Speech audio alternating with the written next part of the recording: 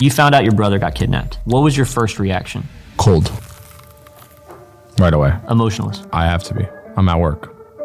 This is work. This is Eddie Maalouf, and running an 8-figure empire might be the most boring thing about him. It was a 17-day negotiation, and I won in the first sentence. You see, some gurus flex negotiating business deals, while this guy actually negotiated with terrorists. And I'm beginning to wonder if he could be the most interesting person in the world. His brother was held ransom by the scariest gang in Haiti. They said, we need $600,000 for your brother. And my response immediately, without hesitation, was... But he's still making bigger bets than ever before. I literally drained all my bank accounts down to 100K total. And I was like, all in.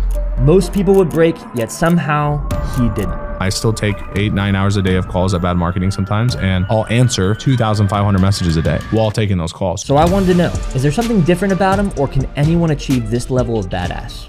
This is the Grant Owen Podcast, and this is what it takes to become unbreakable. Is a Lambo actually worth it? 100%. You want to think of people in like levels of exposure. So like the bottom third of people, those are people who like are really impressed by a Lambo, right? And for some people in that category, and most of them, they can't understand $1 million a month. They can't understand even some of the advice you give them. But what they can't understand is this guy has a Lamborghini, and that's a symbol of success. Therefore, I want to listen to this guy because he has the physical symbol of success. You know, To some people, it's a watch. To some people, it's a Lambo, whatever it is. Each person has a different categorization of it. For you, it's probably looking up to someone who has a good income, but also spends time with his family and supports them well, right? Like that's probably your like indicator of success. To the bottom third of people, it's a fucking Lamborghini. You know what I mean? To the second third of people, it's also a status symbol because these are the people who buy the Lamborghinis. These are the people who meet up together. We're in car groups together. Now we do business together. I would call that like the middle category.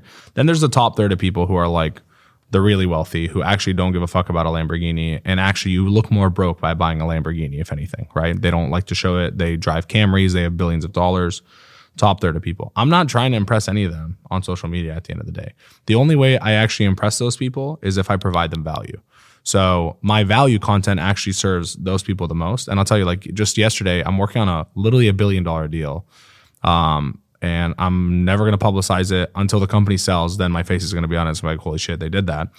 But the only reason that guy did the deal with me was because his son follows me. His son's probably in the middle category there. He follows me. He shares stuff with his dad. He saw me one time. He met with me. And then I blew his mind in 45 minutes on the things I would change in his business to make it $1 billion business instead of a $100 million company. And he's like, I want you to do this with me. Like, tell me what we need to do, whatever. And those top category people just want value. And so like, if the son was sending him Lambo stuff, whatever, he wouldn't be impressed. He has 17 exotic cars. Like, what's a basic Lambo for him? But his son was sending him value-based stuff. Look at this advice he gave for the business. You should do this in your business, Dad. You should do this, whatever. And so the Lambo serves its own purpose. My views have gone higher because the Lambo, I've tested pinning my cars to the top versus not pinning my cars. And a higher percent of people that visit my profile end up following me because I have the cars at the top, because I have the money at the top, because I have whatever it is at the top, right? So I think for personal brand, it is good. That being said, I don't like sell courses. You know what I mean? So if I was selling a course on whatever, how to fucking get into real estate, right? And I had a Lambo, I'd probably get a lot more tangible monetary value out of it. But I do think those things are indicators of success to the normal average person. And, you know, as content, like you want to reach the normal average person. That's the biggest pool that you can tap into. That's true in the past. I think it's less true over time. I mean, maybe I'm wrong. Maybe it's just like there's the Dubai life, there's the Miami life, and then there's like, I think there's a lot of people in between, just like in that middle section. Tai Lopez ruined a lot of that. Like he ruined a lot in terms of like the flashing the car in the ad. Yeah, the problem is you're stuck in the internet bubble. That's the problem. You're talking from the context of, I know the guys in the info space and I do internet marketing and like we're in this bubble, bro. Like if I get on an airplane, I was telling this to other kids on my team. They're like, oh, bro, like we need more advanced AI. Like if we're going to teach AI and blah, blah, blah. And I was like, watch this, bro. I got on an airplane, literally, I mean, what is it? 12 seats in first class. And I started asking people like, hey, like, you know, what do you use AI for? Oh, I don't really use it for anything, whatever. And I was watching a girl in front of me on her laptop with her husband, and she was using like Perplexity and Zapier and ChatGPT.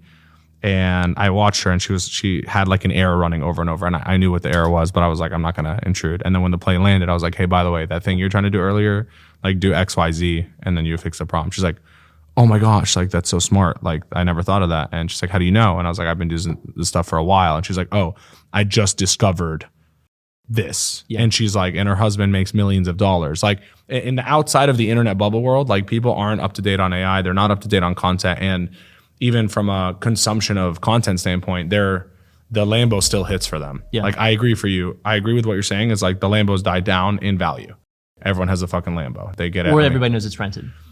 Yeah, but I mean, it's actually fucking harder to rent a Lambo than to buy one almost. Yeah. You know what I mean? Like, bro, if I rent it for a month, I'm out 50 bands. Like, no, it's cheaper. I actually did. I know because it depends where you are. In Miami, it's $800 a day. Yeah. In Atlanta, it's $1,300 a day for a Huracan. Yeah. In Los Angeles, it's $900 a day. Yeah. Some guys go $1,500 based on the market they're in. Like, it depends on the market. I give my cars to someone else to rent them out to because I don't drive them every day. So I know the prices. But I mean, let's just say it's even $25K a month. Like. Yeah. You still have to have $25K a month just to throw away that you're never going to get back. You know what I mean? What changed in the last, like, let's just say, like, I mean, last 6 years for you?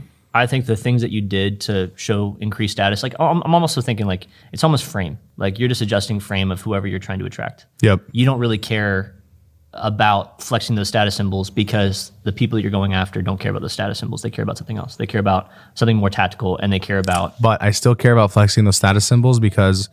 the bottom third category is the one I'm also trying to pull up. And sometimes their brain can't fathom what, like, if I give business advice, they're like, oh, why would I listen to this guy? But then I have a Lamborghini, they're like, oh, I would listen to this guy. Yeah. Like, so sometimes I have to do things that I don't want to do in order to also pull those people up. Let's remove it from you, though. Yeah. If you look at it culturally, like, I would say there's misuse more than there's proper use. Way more misuse, for sure. And I think I would say it's a detriment. Most of the people, I mean, at least if you're selling a coaching product, most of the people are just buying a car to show a flex of status. Like one guy the other day, I'm not going to name him, but like he was like, yeah, you guys get your cars to drive them. I get my car to pull up and everyone know that I have the most expensive car parked outside. Like, who gives a fuck, bro? Yeah. I get my car to rip it. I take that shit to the track and I race the fuck out of my cars until the wheels fall off. You know what I mean? Yeah. So it's just a different like outlook. I think it's a good transition point. You, I think, are top 1% at that networking category. Give me an example of something you're doing now of like, that's an investment that you can't have a measurable ROI to track. Bro, that party we threw in Vegas. I spent 150 grand for one night, invited a ton of people. Last week, I was at an event and 3 different people came out to me. They're like, bro, people still talk about that party. They're like, when's Eddie doing another party? Yeah. That status was built so strong off that party that I guarantee you, if I just decided to throw a party in December, like a month from now, and I just texted 100 people, hey, I'm throwing the party, I would have 3,000 people at the door. All heavy hitters, all qualified, all making 5 million a year, whatever, because they know what the last one was, you know? The first one I did wasn't that big. It was maybe 200 people. Then it was 500 people. Then the last one was 1,500 people standing outside a fucking building in line. I had fucking people making $100 million a year standing in line. They've never stood in line in the last 5 years of their life because they're celebrities and they're waiting outside. You probably have a bunch of those Rolodexes where it's like, you're about 2 texts away from anybody you want to get in contact with. For sure. What project are you actually trying to do right now? If you're able to have that level of frame, that level of status where you probably can. It's not about that. It's not always about what you want to do right now. The point of having a contact book is to have it when you need it. It's not to always have a reason to text someone and make business happen and all this stuff. Like for example, my brother got kidnapped in Haiti. I couldn't post about it, so I couldn't use my social media, right? I couldn't put on my story. I couldn't put on my Twitter. I couldn't do it on his either. Our family was trying to keep it low key. We actually did not want it to ever leak. And we wanted to get him out without anyone ever knowing. Because it's kind of embarrassing in a way too. Everyone's checking in. Oh my gosh, is he okay? It's a fucking headache. We have thousands of people like trying to do right by us, checking in on us. But it's, bro, I don't have time for that. I'm trying to save my brother. You know what I mean? And I had to do all that through contacts. So I had to text people that I knew that I thought were connected in Haiti. I eventually had a good friend of mine, Eric Spofford, out of Miami. He was like, dude, I know a really big Haitian rapper. He's a close friend of mine. Let me connect you. He connects me with him. Turns out he's got a lot of pull. Turns out his mom practically raised and helped the guy who's against the guy who kidnapped my brother. So she hit him up and she's like, put some pressure on this guy to let this guy out. And then he's putting pressure too while we're putting And then I got another connection who's like ex-military, who's like standing outside my brother's kidnapping spot with night vision goggles, looking at my brother, telling me he's safe and alive. You know what I mean? Like, these are all things I needed in the moment. And if it wasn't for my Rolodex or connections or the things I've done for other people to give them value beforehand, which is the key here, give them value beforehand, I probably wouldn't have saved him in the way that I did. Yeah. Maybe a lot more money, maybe a lot more time, whatever the situation is. I mean, let's roll this back for context. Your brother, famous YouTuber, goes into crazy places and does insane things. The way that you were able to handle that, like, here's my thought process. I want to ask you, like, how did it feel? You found out your brother got kidnapped. What was your first reaction? Cold. Right away. Emotionless. I have to be. I'm at work. This is work.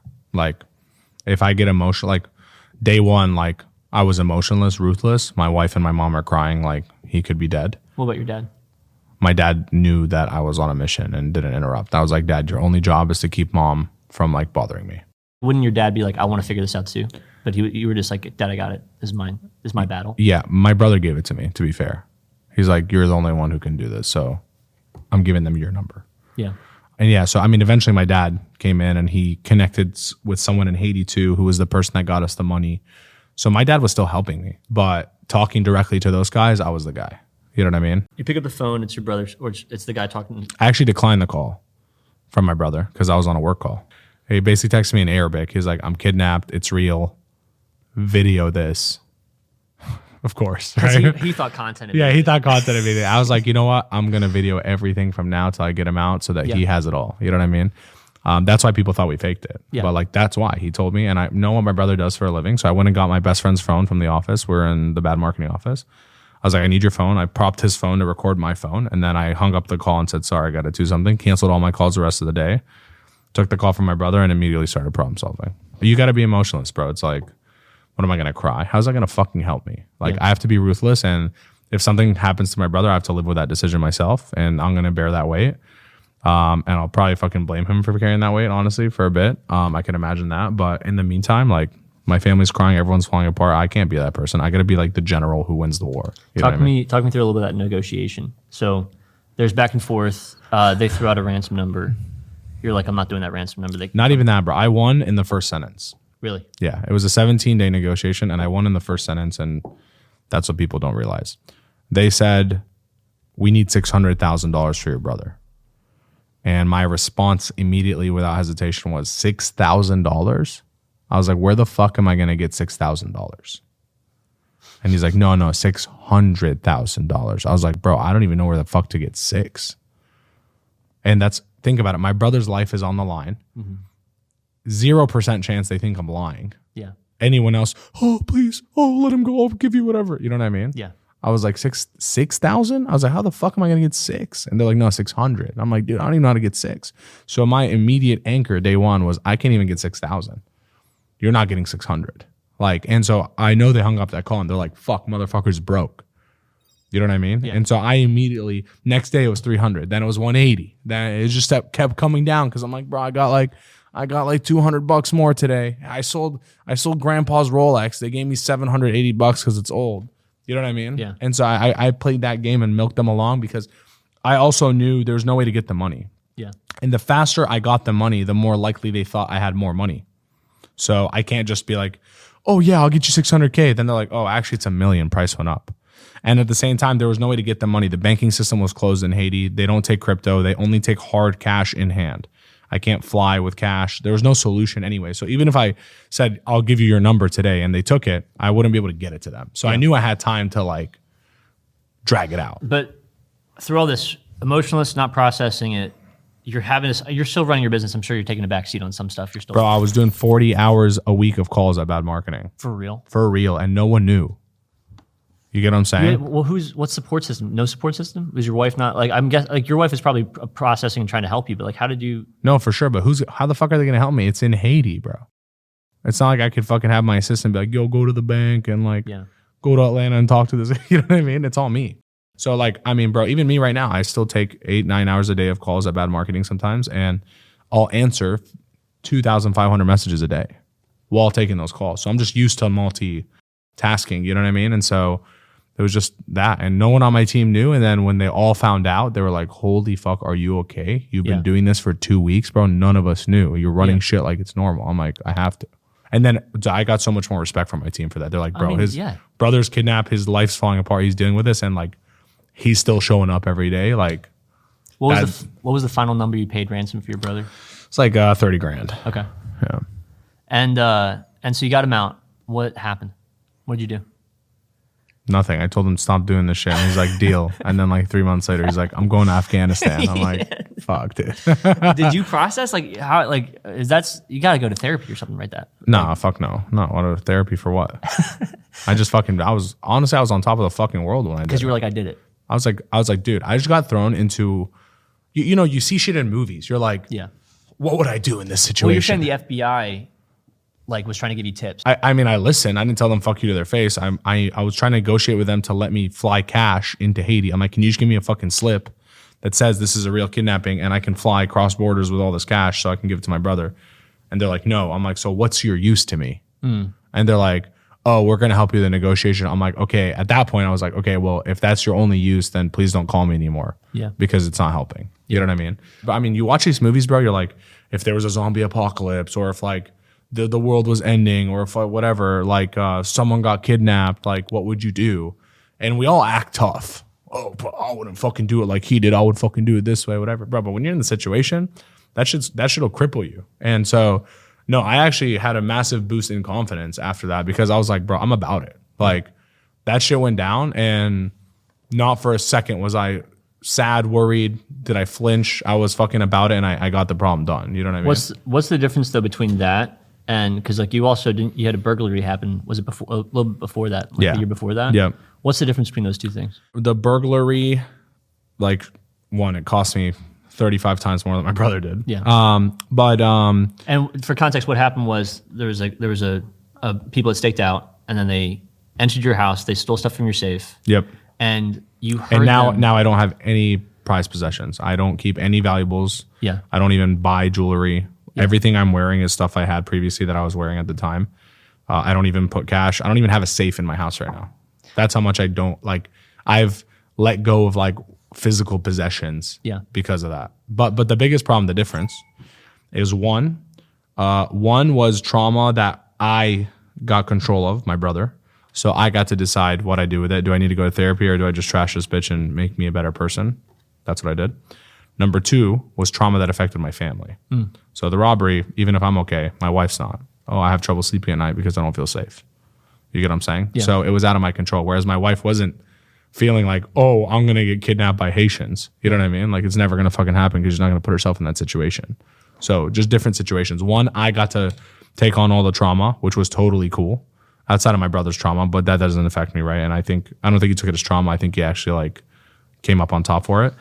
And then the other one is out of my control because it's my wife and I'm doing whatever I can to help her. But she's a woman. She has 2 daughters. She feels unsafe. There's no worse feeling, to be honest. I saw a video that talked about how you heard the burglars like in your kid's room. Yeah. Right?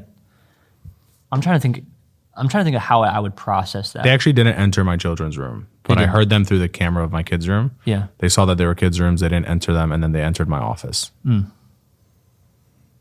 don't know how I'd process that.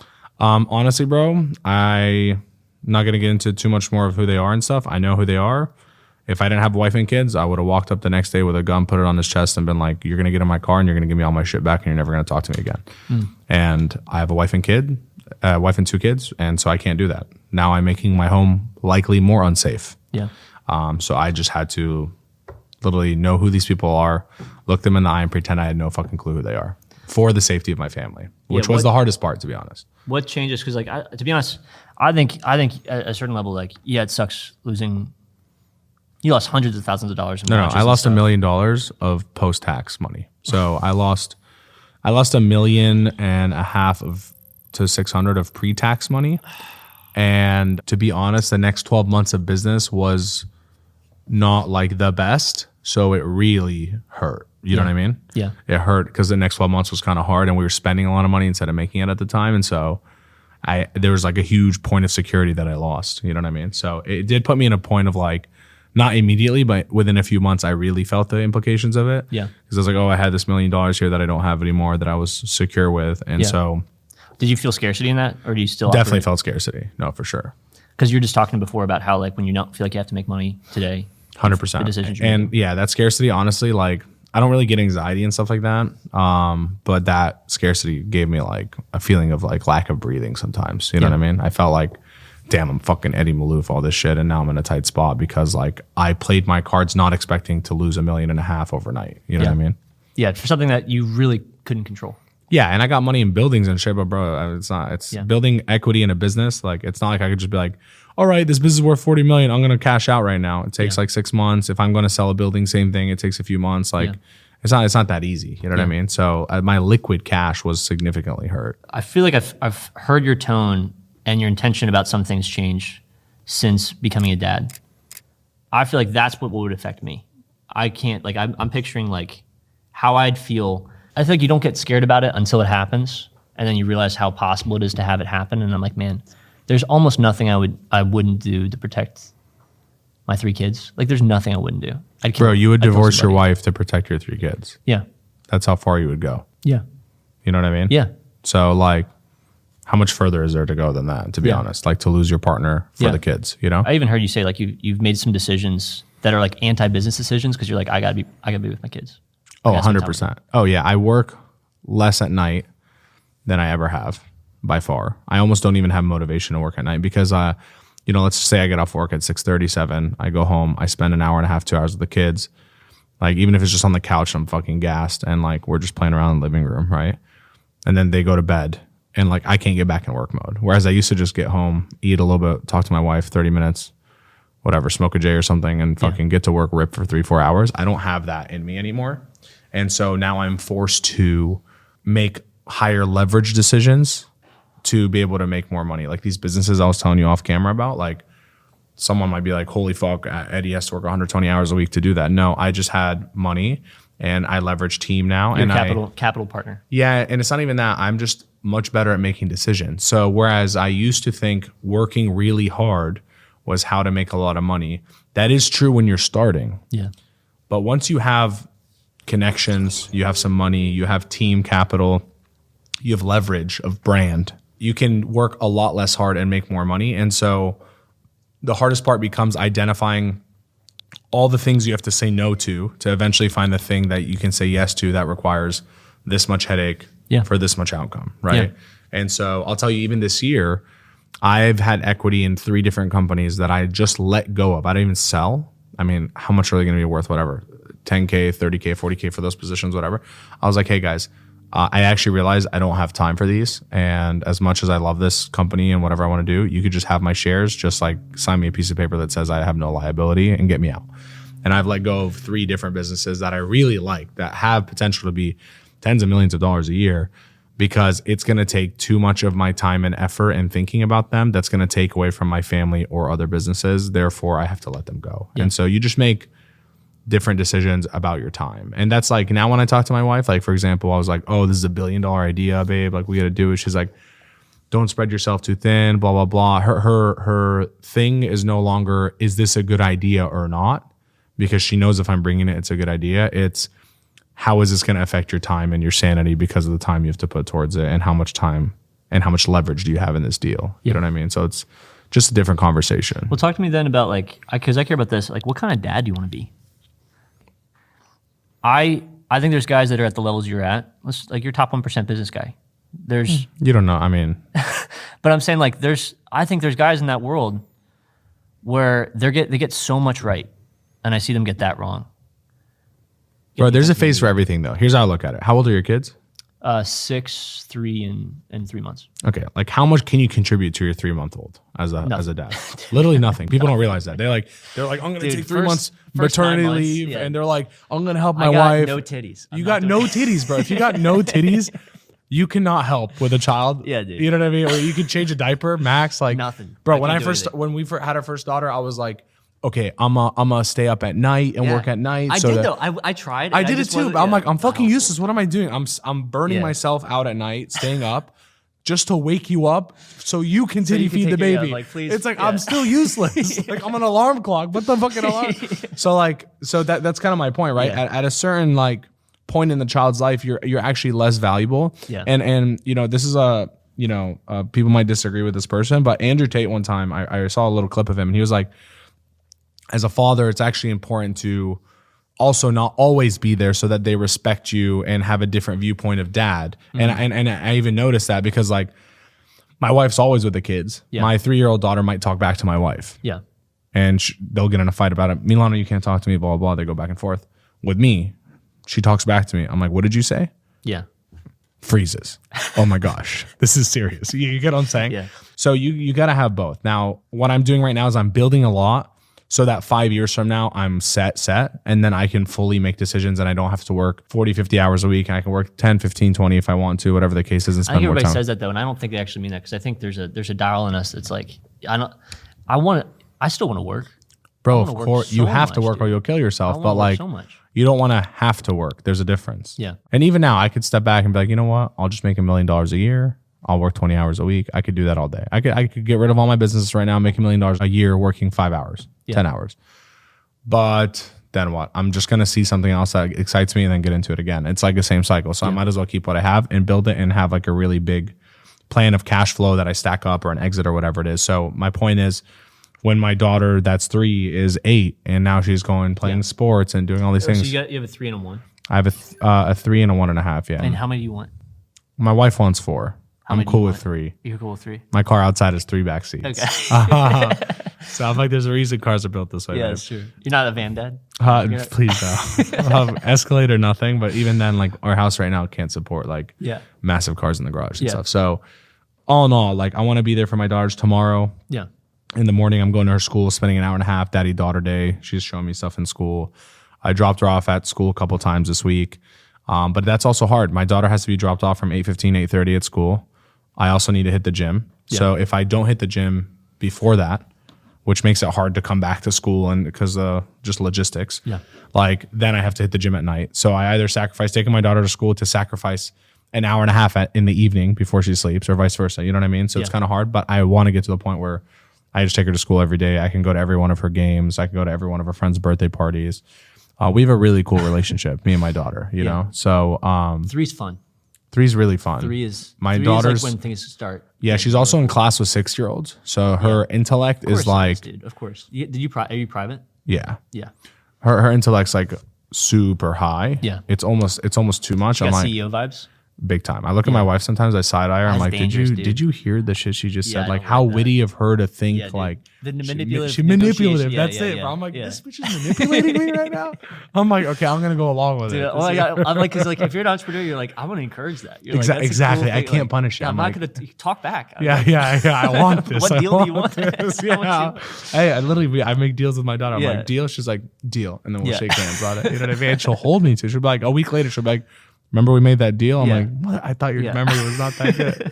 So yeah, I mean, I want to be there for my kids. Yeah.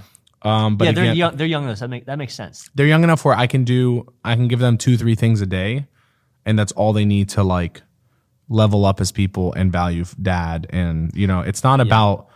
I don't think it's about spending all day with them and doing all this stuff. I think it's about what you do in the time that you're with them. And don't get me wrong. Sometimes I'm still distracted, bro. Sometimes I get home. I got a lot. Yesterday, I'm on my phone. My daughters are jumping on my chest, and it's 8 p.m. and I'm like, and she's like, babe, just put the phone down and play with them. I'm gonna put them to sleep in 20 minutes. I'm like, I know, babe, but I have to do this too. And they're like jumping on me. They're taking the phone out of my hands. Like I'm not gonna act like I'm sitting here and I'm perfect. That's far from the truth. That's the transition point because I think the balance stuff is BS. I think it's awful. I have not seen someone actually accurately do it. I like in terms of like balancing the business because there's hustle mode, there's seasons for everything. Balancing the dad stuff, that's really hard. Balancing the husband stuff, really it's hard. Integration. The best point in me and my wife's marriage was when she was the most integrated in my work because everything was one. Yeah. I'm not saying we worked wasn't she like your first employee? Like, in a way. I mean, she was like my first assistant and then she was like a creative director in the company and like she was my first editor. Yeah. And she just learned that stuff by herself. She picked up those skills, but it's more like we were integrated, right? So like when I said, oh, this thing happened, like she knows exactly what I'm talking about. And then it's like, instead of talking shit about people, we're like talking like solutions about work and like, I can't believe this person did that or whatever it is, right? It's like a little bit different. The further she went away from our businesses, I could tell like it affected the relationship. Not like, oh, we're in a bad spot, but we're not in as good of a spot as we were, because I can't just bounce these things off her. Like she now has her own issues that are separate, and I have my own issues that are separate that I'm not even going to bring home, because what's the point? Whereas beforehand, she would just know them. She's like, what ended up happening with that lawsuit? You know what I mean? Or like, you know what I mean? So we'll back it up. Talk to me about, you manifested your wife, right? Yeah. What happened there? I mean, I knew the kind of woman I wanted, so I wrote it down. At the time, though, I was not really interested in dating. I was just a player. Yeah. I was just dating a bunch of chicks, like each night, different girl, whatever. It was that phase of my life. Your hoe phase? Hoe phase, yeah, I was in hoe phase. And then I saw my wife out at dinner. Long story short, I basically saw her at dinner after a club in Lebanon, like 4 a.m. I was a little drunk. I was like obsessed with her. I was like, why am I so attracted to this woman? Like she's hot, but like I also have hot bitches with me. Like, why am I so like, it was like something different, right? And I was like so attached to her. And then she left and I chased her out the door, but it was too late. She was gone. And for a whole week, I was like, God, just like let this girl pull up to me, like in traffic on the highway for all I care, and I will fucking make it happen. Just give me like one other sliver of an opportunity to like meet this chick. And like all week, dude, I was like mentally obsessed with her. I couldn't get her out of my head. I canceled all my dates, everything. And then I went out again next Friday, and I actually had multiple girls with me at the time. So I always joke around with her. I was like, hey, don't forget. You know, I always troll her. She laughs about it. I was like, so I had 3 girls with me actually. And we went out. I bet she's close friends with all of them right now. I don't know half their names anymore. And my wife and her friends sat at the table next to us. Okay. And I was like, thank you, God. That's all I need. And so like, turns out my friend who was at the table was like, dude, I know her friend from Michigan, whatever. And then we like went and talked to their group. And then basically I blew it because I went back to my table and one of the girls like got jealous and like started trying to like get with me again. And I was like, I kind of curbed all the chicks that I was with. And my wife saw it and she's like, no, that's it. But I already had her number. So then I followed up the next day. I was like, hey, remember that marketing thing I was talking about for the company you work for? I'd love to get connected. And I kind of used like the marketing for the company you work for to like as my in. And then since that day, we messaged and texted all day, every day. And then, you know, here we are today. Tell me about, I think a lot of guys have trouble finding the right person and they probably aren't looking for the right things. For someone that's like looking to grow businesses, what are key indicators of like this is a person that's the right fit? Because there's a lot of people that are like either the cheerleader or the partner, and it sounds like you kind of found the partner. Dude, if you're early in business, here's the thing: it's hard to relate because if I met my wife now, it would be a different path. Yeah, I'm in a different spot. Yeah, but when I first met her, I had a beat down car. I couldn't really afford to do much. Dude, a lot of hustle, a lot of heart. Dude, for her to fly to me on Easter to come go to Easter with my family here in Atlanta, I couldn't afford to buy her flight and neither could she. So I got my friend who has like a companion pass, who has a sister who's black, just for context, and it's important detail here, to basically, my wife went under his sister's name to the airport in LA to get a flight on a standby list because he's like an employee for an airline. I'm not going to list him. I'm not going to give too many details. It rhymes with smelta. Yeah, maybe. It's probably another one. But anyway, so he was an employee there and his sister was on like his list. And dude, I remember she was like on the standby list, like, okay, 9 a.m. flight, didn't get on, 10 a.m. flight, 11 a.m., like 12 or 1 p.m. And she's like stressing out. She's like, okay, fuck it, I'm going to cancel. I'm like, no, you're going to make it. Like, it's going to be good. It was Easter, airport's crowded. And then like she was like on the list to like get on that flight. Dude, she got through TSA, everything, all good. But then on the flight, bro, I've never seen this, but they were checking IDs to get on the flight. Like no one checks IDs at the gate. You know what I mean? She called me, he's panicking. I'm not going to do it. I'm going home. I'm going to get arrested. I'm like, listen, you fucking look him in the eyes with confidence. I was like, you hand him your fucking ID and he won't even match the name. He just confidence is what's going to get you in. So, okay, good. Her AirPods are in. She's walking on the flight. Things go quiet. He's like, ID. I hear it. She gives him ID. He looks at it. He's like, okay, good to go. She doesn't say anything. Like, I don't hear him say good to go. So I'm like, holy fuck, it's over. She's cooked. And then like 5 seconds later, she's like, oh my God, I'm on the fucking plane. Oh my God, I'm on the fucking plane. Like, that's how much money we had. You know what I mean? That's like, awesome. I couldn't even get her like the $600 flight on Easter because like it was out of our budget. Yeah. And she like was willing to do that to come see me. You know what I mean? So like there are certain experiences I can't recreate in my current state that, you know, were clear identifiers that this is the woman I'm going to marry. Yeah. You know what I mean? If she's willing to do this stuff to come see me, if she's willing to like when I finally made money, I had maybe like 120K or so saved up. I promised her a Range Rover, and it was like Black Friday, and Billie Jean is marketing. Now we're close friends. He posted like a thing on Instagram like, hey, bidding war. I'll spend a day with someone, full day, like bidding starts at $5,000. And it was like $5,100, 50, and I'd be like 10 grand. And then like go up, and it was like 15 grand was my limit. I'm like, okay, I'm done. I'm not gonna do it anymore. Wait, I need to get your Range Rover. She's like, fuck the Range Rover, get this relationship. You and Billy would be like best friends. You guys are cool as fuck, and you're in the same field. Like if he knows who you are, actually, you guys will be fucking tight, and get that done. He's like, fuck my Range Rover, get me it later. And I was like, all right, cool. So we went all the way up. We ran the tab up to 50 grand. I paid 50 grand out of 120 of my total net worth to go see this guy for a day. And that relationship, now we're homies. We've made millions of dollars together from that relationship, right? But like, she was willing to spend 50 grand for one day with somebody? One day, yeah. And bro, now that I look at it, I'm like, I would not let anyone spend a day with me for less than 50 grand. No fucking way. I'm serious. Bro, you have to understand in everything in life, the value on something is only what someone's willing to pay for it. Yeah. Your house is not worth $1 million unless you can sell it for $1 million. Just because Zillow says it's $1 million doesn't mean shit. It's all about what it can sell for. No one can sit here and tell me my hour isn't worth $5K an hour when I have 50 people a month requesting to pay me $5K an hour. Yeah. It's like, that's the value. I could actually probably charge more now. You know what I mean? So like, so PBD, well earned, people give him shit, and Grant Cardone shit for charging 100K for an hour or whatever. Like, bro, someone's paying it because they're getting value. Yeah. Yeah. You know, and to them, it's not worth anything less than that to get on a call. Yeah. And so it's your fucking problem that you can't afford it. You spend 50K for a day with somebody. People are scared to spend like $20 on a book. What's your thought process? Because you got to start somewhere, bro. I spent $20 on a USB with a course. Sure. And then I spent $1,000 on a course because I had money. Sure. And then that $1,000 How much would you say you've spent in total though? Courses and masterminds? Yeah. Over $500,000 for sure. That makes sense. Yeah, no doubt. Not even including travel. Yeah. Like travel's probably another couple $100K. Yeah. Going to these events and shit like that. But again, look at my Rolodex. That stuff got my brother out of Haiti in 17 days. Yeah. You know what I mean?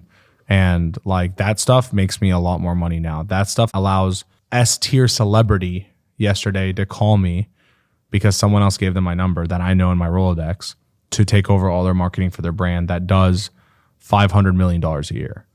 They're like, I want you to take over everything after one call with me, right? That's because of all that I've spent to build that network Rolodex, but not just like pay to be in a room. I'm in those rooms and I'm giving value to as many people as I can. And they're like, I like this guy. He actually made me a lot of money, or he made me this good connection that helped me. You know what I mean? I've had friends' businesses, bro, just because of my Rolodex, who their business was struggling. I'll connect them with like a celebrity. Celebrity will take equity in their business, and then they'll now have a fucking $50 million a year company that's successful and they're thriving and their whole life has changed. Talk to me though, because I think again, you're playing in these different levels of games. I think, to me, it makes sense. To me, it's simple. The way you talk about it is simple, and it's not that complex. It's like almost like a confidence. I want to say arrogance, but like in a positive way. It's confidence to be like, I can navigate these relationships. I deserve to have these conversations. I'm going to spend this money because I'm going to get benefit out of it. And it's almost like you have to have this mindset of like, I don't care about that level of money because I see 5-10 years down the road. I don't need immediate benefit from this, but it's going to happen. What? Do you know how much you spend a month on your life? Yeah, it's not that much. What is that? What is the number? 15K. Is it actually 15 or is it 16? Is it 14? I think last month I spent like 13.7. Cool. Mine's $33,800 on the dot. Like, that's all I need. As long as I'm not bleeding more than that, that's all I need to make every month to survive. You know what I mean? Like, everything else is in excess. So like, scarcity is removed because I'm like, you know what? That's what I need. And based on what I built right now, if I lost all my businesses and I wasn't like bleeding on them all. You're playing with house money. I fucking posted on my story taking 3 people to consult $10K a month and they'd sign up right there. You know what I mean? So like, I have security. So I can play a different game because of that security. You know what I mean? And I know exactly what my expenses are. And if I want to be tight, I don't need to ever go over that number. That includes groceries. That includes like a budget for flights every month. Like, give me someone that you respect in this space. Give me someone that you're like, I look at them and I'm like, yeah, that's someone I'd be taking advice from. look, here's the key. I think people categorize people in like a general bucket of like, I want to take advice from this guy of all things. But that's not how it works. I take advice from someone spiritually. Maybe I take advice from Cody Jefferson about God. Maybe I take advice from my friend Los about marriage and spending time with your kids because they have a really healthy one. Like, for example, maybe I'll take advice from Hermosi on business, but I wouldn't take advice on Hermosi on spending time with my family.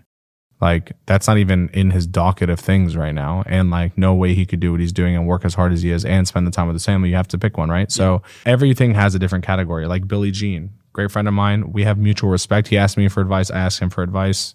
And then we just troll each other and call each other a bunch of racist words. Yeah. But like in between that, right? That's the best relationship, right? But in between that, like, I also respect the fact that he lives a life on his own terms, and he makes millions of dollars a year and donates millions of dollars a year and doesn't have to go into the office. He goes in the office 90 minutes a week if he wants to, and he's good. So he's built a sick lifestyle with money, and like, I could learn a lot from how he does it versus how I do it. You know what I mean? So everyone has something that you can learn from, and just because someone's not fully perfect doesn't mean you can't look up to them in a certain category of things. 100%. You know what I mean? Yeah. And I think that's a mistake most people make. They like look for the superhero. But like, bro, I'll tell you, and this is maybe, you know, something that might suck to hear, but a lot of these guys that look so good online, I've gotten to know them, and on a deeper level, they're not even good people.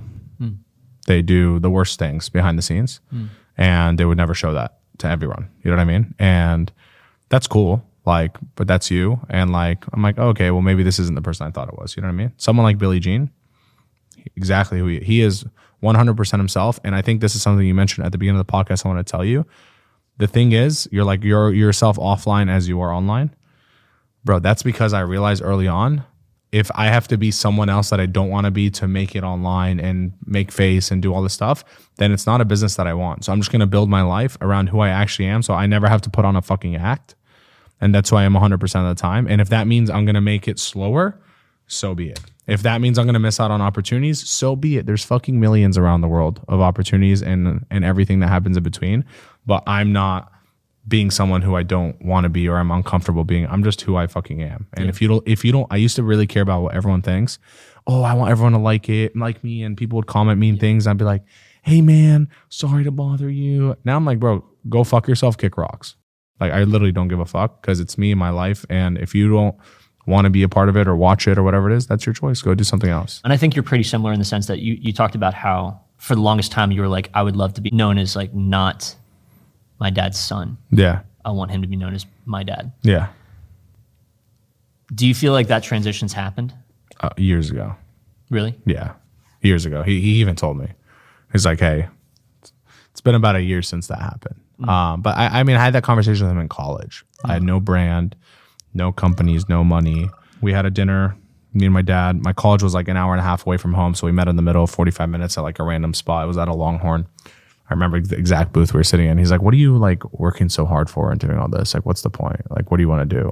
And I was like, he's like, how much you want to make? And I was like, it's not that. It's like, I'm known as Pierre's son. And I was like, I think what I'm working towards is like you starting to be known as Eddie's dad. And when that day comes, I feel like I did it. And I realized eventually that was just like a little fucking small stepping stone. But at the time, being so young and naive, I was like, that's the goal. Yeah. You know what I mean? And we're way past that, bro. Even now, dude, like my dad's really strong Lebanese connection back to the homeland in Lebanon. He always wants to support Lebanon. He does whatever he can to support. And now, you know, we just threw the biggest conference of online marketing in Lebanon's history. We had 4,000 people show up.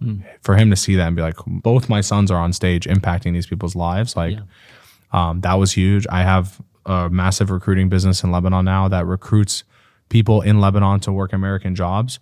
Our goal is to have 10,000 people employed from Lebanon. Dude, and Lebanese people work. They work hard as fuck. No, Lebanese people are... It's crazy. Sleeper talent. And there's a lot of like adjacent countries where I'm like, probably not. 100%. Lebanese.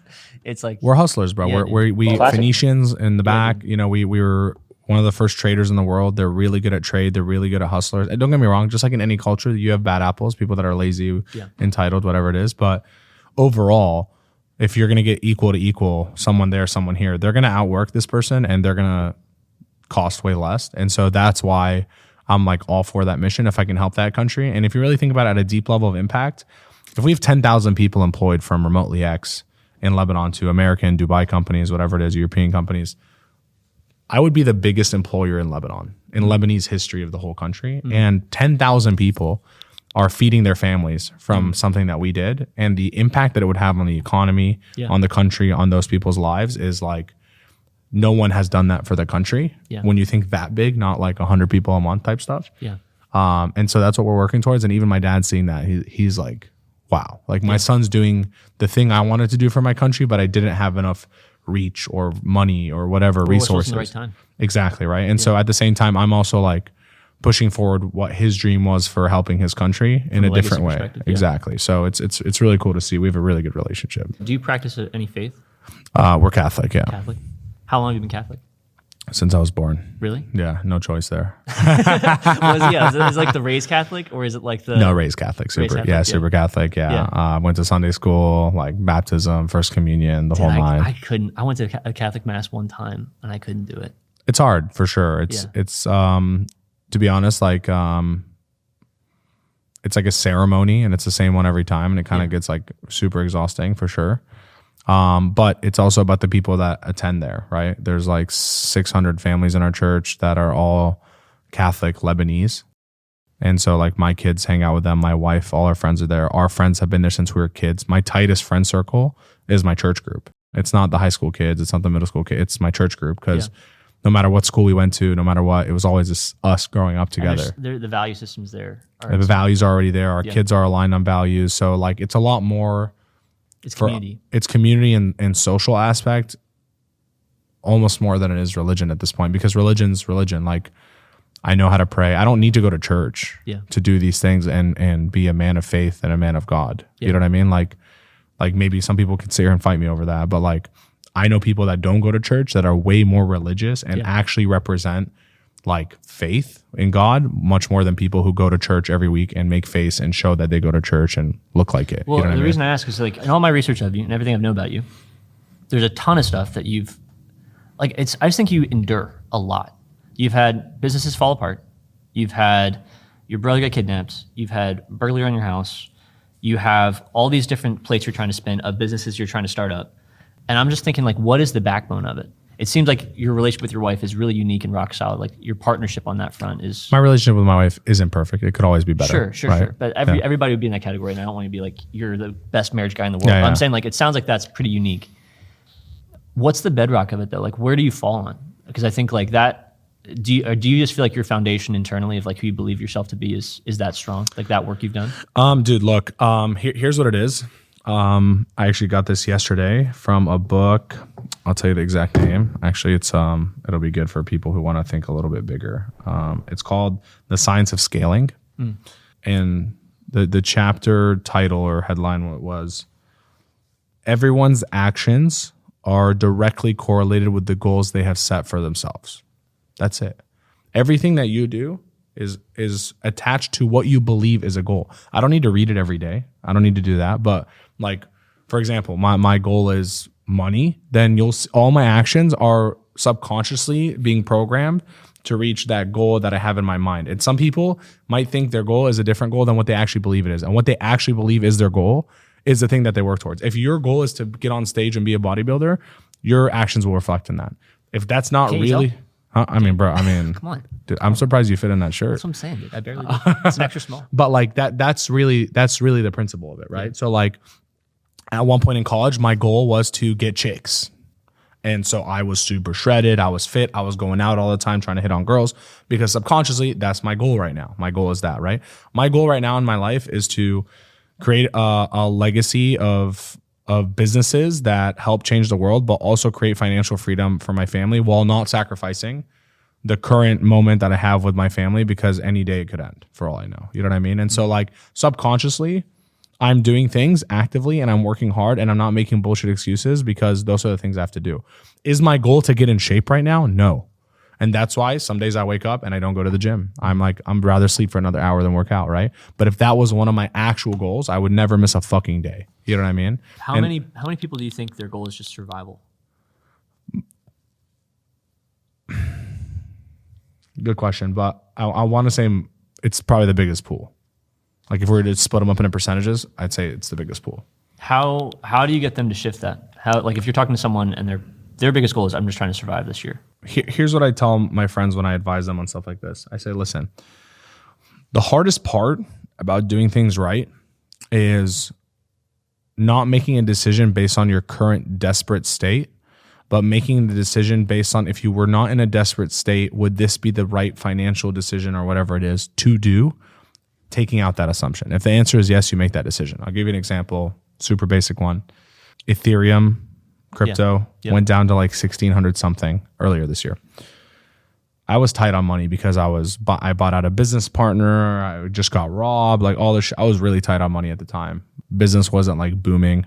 I was like, my conviction in this is like really high that it's going to go back up to 4K this year. It's at 1,600 right now. That's the easiest triple I think I'll get in my whole life. That's guaranteed, or I believe is guaranteed.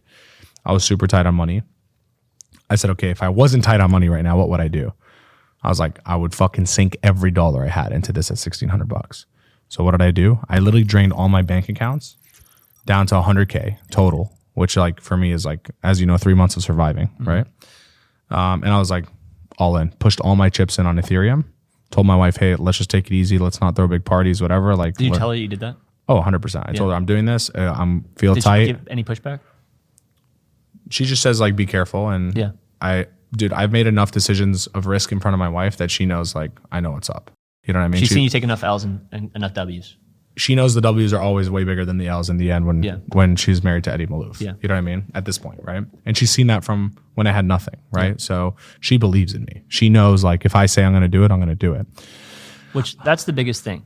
I think there's not a lot of husbands that feel that from their wives. Yeah, but that's because they haven't earned that from their wife. That's a big difference. So my wife's been with me for 8 years and everything I told her was going to happen happened. I was broke in a car and I was like, hey, one day I'll have a nicer car. You know what I mean? Hey, one day this business will make us money.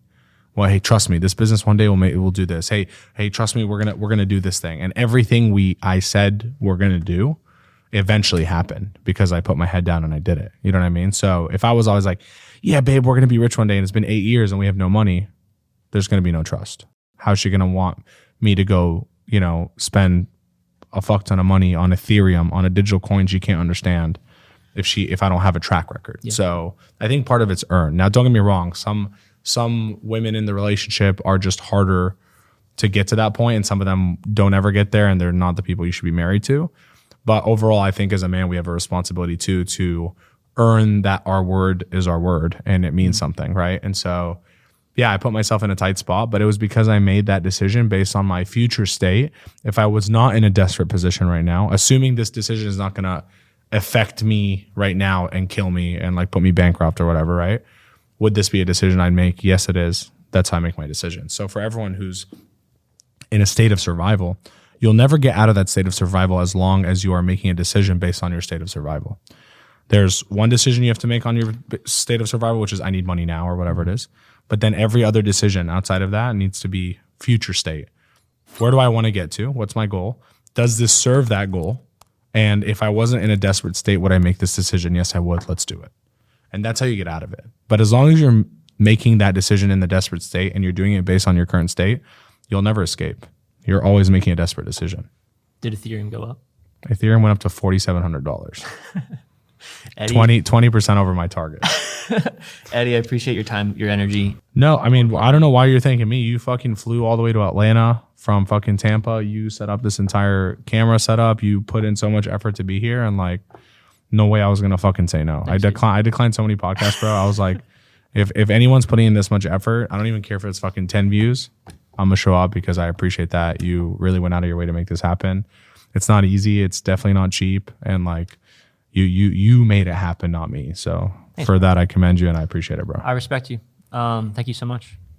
See you later. Let's go.